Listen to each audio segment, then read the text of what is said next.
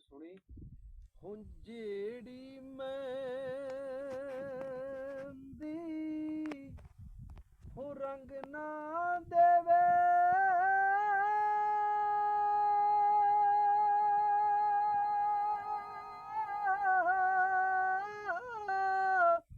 ਉੱਤੇ ਉਸਦਾ ਕੀ ਫਿਰ ਲਾਣਾ।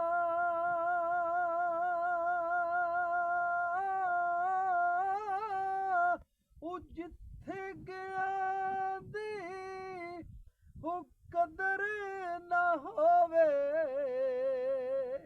ਉੱਥੇ ਕੀ ਮੁਹੰਮਦ ਜਾਣਾ। ਮਿੱਠਾ ਮੇਵਾ ਹੋਏ ਬੇਰੀ ਹੋ ਦੇਵੇ,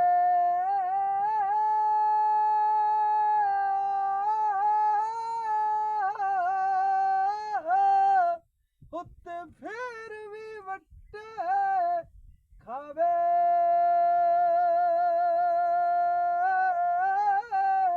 ਉਹ ਸਬਰ ਬੇਰੀ ਦਾ ਉਹ ਵੇਖ ਮੁਹੰਮਦ, ਉਹ ਜਿਹੜੀ ਨੇਕੀਆਂ ਕਰਦੀ ਜਾਵੇ। ਉਹ ਸਦਾ ਨਾ ਵਾਗੀ ਹੋਏ ਬੁਲਬੁਲ ਬੋਲੇ,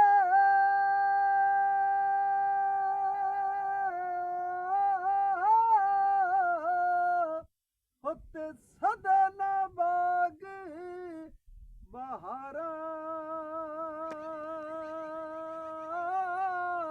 ਉਹ ਸਦਾ ਨਾ ਮਾਪੇ ਉਸਨ ਜਵਾਨੀ,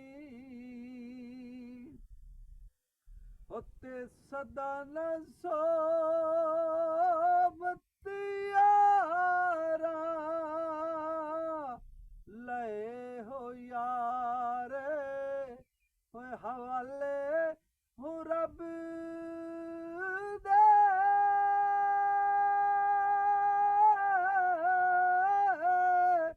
ਉੱਤੇ ਮੇਲੇ 4 ਦਿਨਾਂ ਦੇ। ਉਸ ਦਿਨ ਈਦ ਉਹ ਮੁਬਾਰਕ ਸੀ, ਉਹ ਜਿਸ ਦਿਨ ਫੇਰ